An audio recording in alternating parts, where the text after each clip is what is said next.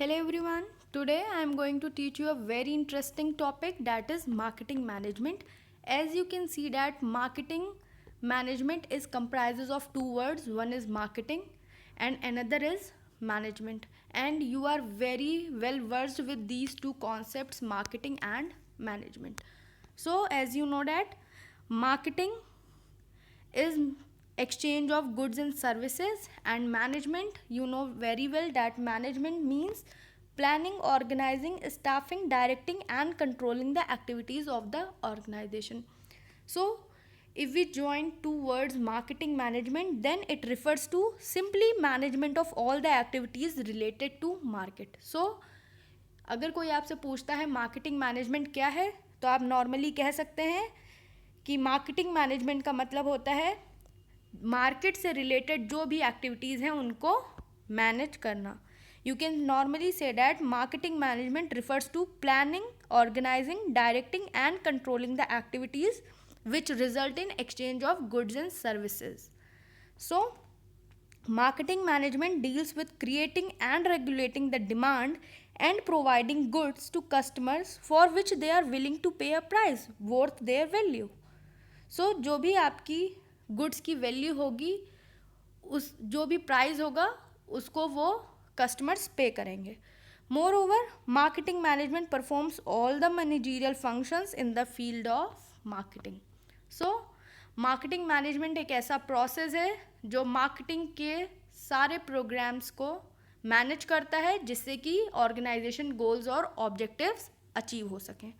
So I hope आपको clear हो गया है मार्केटिंग मैनेजमेंट होता क्या है. It basically means managing the activities related to market. Okay, with this we can see what marketing management involves. So there is a process of marketing management, or you can say that the process of marketing management or marketing management involves following activities. So first process of marketing management is choosing a target market. So अगर हम हिंदी में बोलें तो हमें क्या करना है, सबसे पहले मार्केटिंग मैनेजमेंट का प्रोसेस होता है कि आपको टारगेट मार्केट चूज़ करनी है. टारगेट मार्केट क्या होती है, इसमें बेसिकली हम चूज़ करते हैं कि हमारा कौन से कस्टमर, हम कौन सा प्रोडक्ट अपने किस कस्टमर को बेचेंगे. See whatever the activities of marketing management are, they first is to choose the target market. See if you are a medicine manufacturer, अगर आप मेडिसिन मैन्युफैक्चरर हैं तो आपकी टारगेट मार्केट कौन होगी. It will be hospitals, doctors, chemist shops etcetera. Okay, so आपका target audience क्या है, आप जो भी प्रोडक्ट बना रहे हो उसको यूज़ कौन करेगा. See if you are making products related to in babies, infant, so आपके जो भी प्रोडक्ट होंगे, जैसे कि आप अगर पर्टिकुलर कंपनी ले लीजिए, जॉनसन्स बेबी ले लीजिए, तो उनके जो भी प्रोडक्ट्स होते हैं वो सारे बेबी केयर से रिलेटेड होते हैं. और आपकी टारगेट मार्केट कौन सी हो गई, आपकी टारगेट मार्केट वो हो गई जिसमें आपके 0 से 2 या 3 ईयर्स के बच्चे होते हैं. Okay, with this we have another process of marketing management, that is to create demand for the products so that the customers in the target market will purchase those products. So after choosing a target market, the next step in marketing process is to take steps to increase number of customers by analyzing the needs, wants and demand of customers and giving due importance to the satisfaction of the customers. So जब आपने select कर लिया है कि आपका target market कौन सा होगा, उसके बाद आप क्या करोगे कि जो आपकी टारगेट मार्केट है उस टारगेट मार्केट की को उस टारगेट मार्केट के आप कस्टमर्स को इंक्रीज़ करोगे. तो वो इंक्रीज़ कैसे होंगे, जब आप कस्टमर्स की नीड, वांट्स, डिमांड्स जो हैं उनको एनालाइज करोगे और अपने कस्टमर्स की डिमांड को पूरा करने के लिए आप मेहनत करेंगे और उनको वो प्रोडक्ट देंगे जो कस्टमर्स को चाहिए है. ऐसे ही आपका जो टारगेट मार्केट का नंबर होगा वो इंक्रीज होगा. Okay, with this we have last but not the least step in the process of marketing management, that is to create superior value in its product. So next step आपका marketing management में है वो है कि आप अपने products में कुछ स्पेशल वैल्यू बढ़ाइए जिससे कि आपका प्रोडक्ट जो है वो कॉम्पिटिटर के प्रोडक्ट से बेटर हो. सो you can add some special values by offering various schemes that for example giving free insurance with car. अगर आप कार बेच रहे हैं तो उसके साथ आप फ्री इंश्योरेंस भी उनको दे रहे हैं. For example if you buy a particular mobile तो उसके साथ आपको चार्जर फ्री मिलता है, आपको ईयरफोन्स फ्री मिलते हैं. सो इससे क्या है, आपके प्रोडक्ट की वैल्यू जो है वो इंक्रीज़ होती है. यहीं पे आप रेडमी को देखिए, रेडमी जो है वो आपको फ़ोन देता है, उसके साथ आपको ईयरफोन वगैरह नहीं प्रोवाइड करता है, अदर एसेसरीज़ नहीं प्रोवाइड करता है.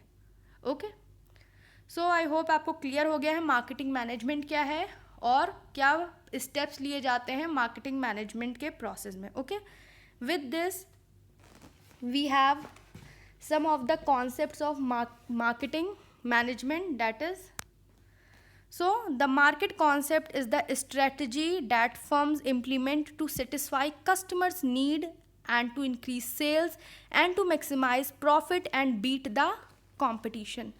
So आपके मार्केटिंग कॉन्सेप्ट कुछ नहीं, बस स्ट्रेटजी होती है फर्म्स की जिससे कि वो अपने कस्टमर की नीड को बढ़ा सकें, अपनी सेल्स को इंक्रीज़ कर सकें और अपने प्रॉफिट को मैक्सिमाइज़ कर सकें और अपने कॉम्पिटिटर को हरा सकें. Okay, so with this we have in this we have 5 concepts of marketing management. First is production concept, another is product concept, third one is selling concept, and fourth one is marketing concept, and fifth one is societal marketing concept. One by one I will explain you each and every concept. Okay, so our first concept of marketing management is production concept. So as the name indicates, production concept, company believes that it is easy to sell the products when they are inexpensive and are easily available. So company ये believe करती है कि products बेचना बहुत easy हो जाता है जब आपके प्रोडक्ट्स जो हैं वो इनएक्सपेंसिव होते हैं, सस्ते होते हैं और आपको ईजिली अवेलेबल होते हैं. So firm follow the production concept focuses on lowering the cost of the production. So production concept क्या कहता है? It says that consumer will favor the products that are cheap and are available. So आपके production concept जो है वो firm से कहता है कि आप फोकस कीजिए कि आप अपने पर्टिकुलर प्रोडक्ट की कॉस्ट को कम रखें.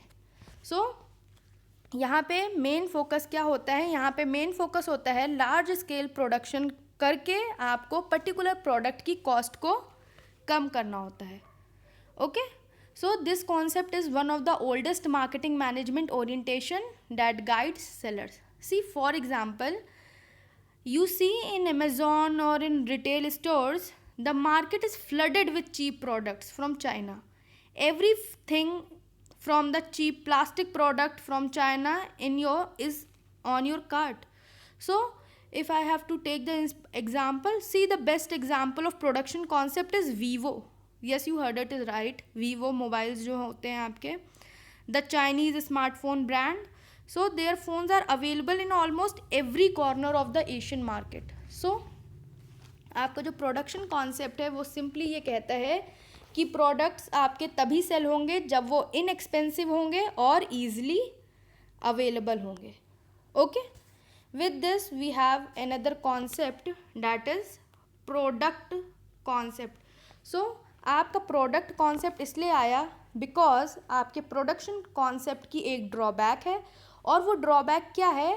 That customers don't always buy inexpensive product. Every time customer is not going to purchase inexpensive products. Many time we say that if the product is inexpensive then the quality may be low.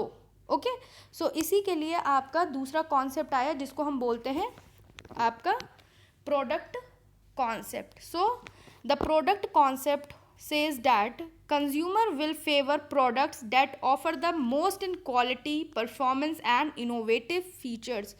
So product concept आपका ये कहता है कि consumer जो है वही products prefer करेंगे जो कि